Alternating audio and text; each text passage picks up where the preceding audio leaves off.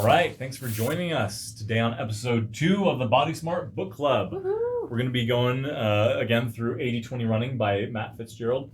We're going to hit chapter 5 today. So last time we talked a lot about fitness and how it relates to running performance. Specifically, we dove into aerobic capacity as well as in training our brains to become more fatigue resistant. Today we're going to talk about how improving our running skill can also influence performance. And so really melding those two together, right? Fitness and skill, and using that to optimize our performance. So with that, we'll also talk about the idea of relaxed, smooth ease. Nothing relating to our bowel habits, but we'll dive into that more later. And then last is how our bodies self-optimize to increase our skill to the level where we're getting to the performance that we want. So let's just dive right into running skill with the idea of running economy. And we were talking a little bit earlier. I really loved your analogy for running economy. So let's go into that. So we can compare running economy to fuel economy. So a little example is, fuel economy, you need 10 gases to go 10 miles versus running economy. You need 10 oxygens to run 10 miles. The more you run and the more efficient you get as a runner, eventually you don't need as many oxygens to run. So instead of needing 10 oxygens to run 10 miles, maybe one day you only need 5 oxygens to run 10 miles. Or maybe one day you're still using 10 oxygens, but now you're running 5 miles per hour faster. Yeah, which is nice, right? That's what we want when we're training, right? We want to be more and more efficient and be able to get more out of the fuel that we're using. And so improving our skill can go a long way into improving our oxygen and our fuel use. So when we talk about skill, the idea of like perfect form or good form gets thrown around a lot. And so I think it bears mentioning. So just real quick, let's dive into kind of some of the common components of good form. So we'll talk about stride rate, right? So an increased stride rate, right? So more steps per minute. A decreased stride length, right? So each step you're not striding out as far. Heel strike, right? We hear a lot, oh, you got to be a 4-foot striker, right? Heel striking, that's terrible. Don't do that. Never do that. And then last, right? Vertical displacement. How much are you bouncing up and down? And so there's a lot of methods out there that are teaching training how to kind of key into those factors and get that perfect form.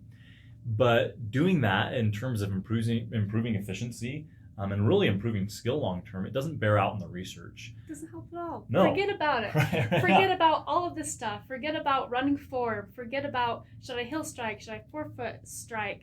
Just run how you run. Because your body is just going to make your body move the most efficient way for you.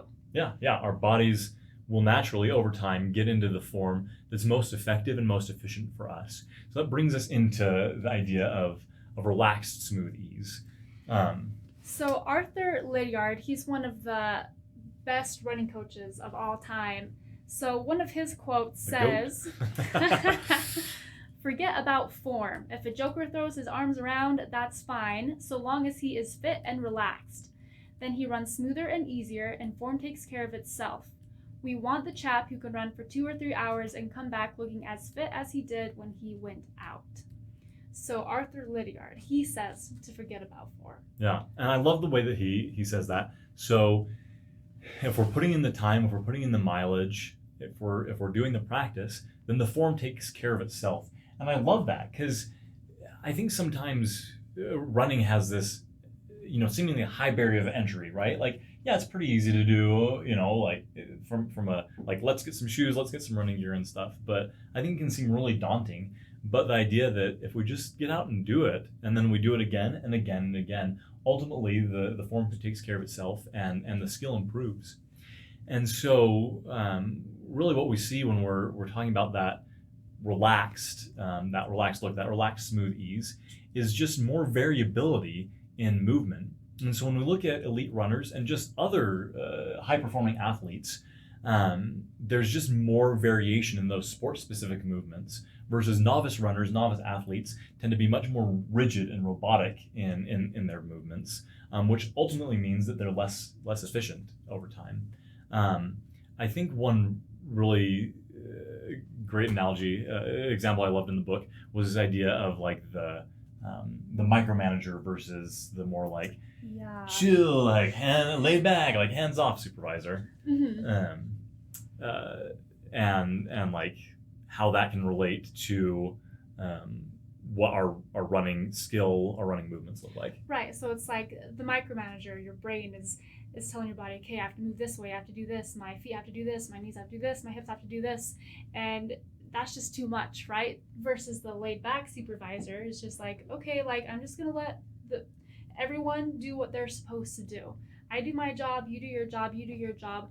So that's what we want with this relaxed, smooth ease, is we want our brain to tell our body, okay, like feet, you do your job, knees, you do your job, hips, you do your job. And you're not trying to tell yourself, okay, I have to move this way and I have to move this way. You just let your body do its job. Yeah.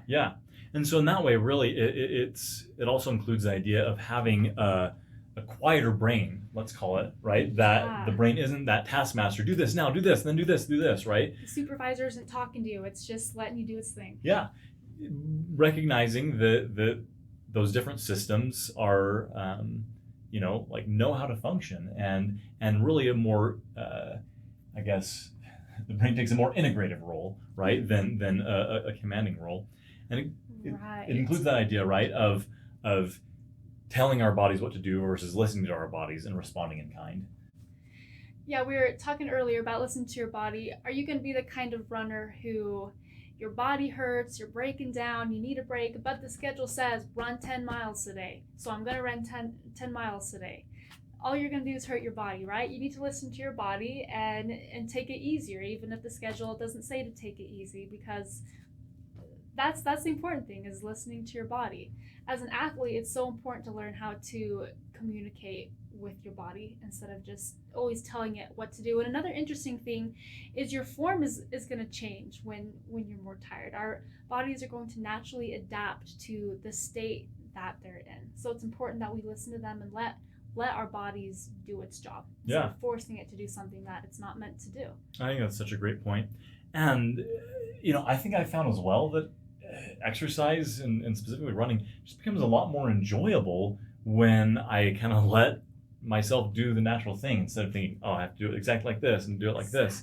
Like it just, I can spend more time enjoying the environment around me, right? Like, oh, so nice and sunny outside, or oh, look at those beautiful trees, or hey, there's like, other people on the path, and like, this is cool that we're all getting out and doing these things. You're an efficient, skillful runner because you can pay attention to your surroundings and not think about your body while you're running. which is so important. And when we talk motor learning, being able to have an external locus of focus, I like that, I rhymed like that, I'm a poet and didn't even know it, is actually shown to improve skill acquisition.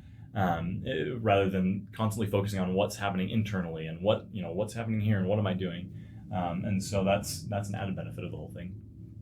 So last, let's move into that idea of self-optimization, and we'll go back to what we talked about at the beginning, is that idea of variability, right? Skilled athletes having more variation in their movements, and that's just going to happen naturally as we run, right? We're all different people. Even with our own bodies, it's not exactly symmetrical. And so each stride that we take is going to be a little bit different from the last. Like it's like snowflakes. Yes, we're all beautiful snowflakes. But no, exactly, right? And sometimes it's going to be more efficient and sometimes it's going to be less efficient. And that's okay, because our body is learning to use variation to learn and to benefit and to grow. Exactly. And so there's 3 components to self-optimization. So variation, and then selection, and then repetition. 3, there you go. 3. Variation, we passed selection, kindergarten, repetition. right? Yeah. So it happens, like Mark was saying, every single step is a variation. Every single step is going to be different. And our brains are going to select the variations that are the most efficient. So there's selection. And then repetition. The more we run, the more variations there are for the brain to pick from, and it's going to throw out the inefficient ones and pick up the efficient ones, and slowly it's just picking all the efficient ones and you are efficient. Yes. So there's reputation. Yeah. And I think really that's one of the underlying principles of 80-20 running in general, is that repetition, right? That high volume, low intensity training. Let's do it again and again and again. And skill naturally improves, and fitness naturally improves as we adopt the 80-20 style of running. And so I think there's just, it's nice. We really love this book. There's so much to learn from it. And so that's all we have for today, right? So we talked about running skill, right? What does our running economy look like? And form, how does that relate to skill, and what should we do with form? Talked about the idea of relaxed, smooth ease, in that ability to develop a natural variation in the movements that we do, and that ultimately makes us more efficient.